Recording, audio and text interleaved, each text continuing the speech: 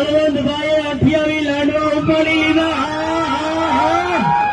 સુરેન્દ્રનગરના થાનગઢમાં તરણેતરના મેળામાં દર વર્ષની જેમ આ વર્ષે પણ ગ્રામીણ ઓલિમ્પિક્સ યોજાઈ, જેમાં લાડુ ખાવાની સ્પર્ધામાં ભારે રસાકસી જોવા મળી.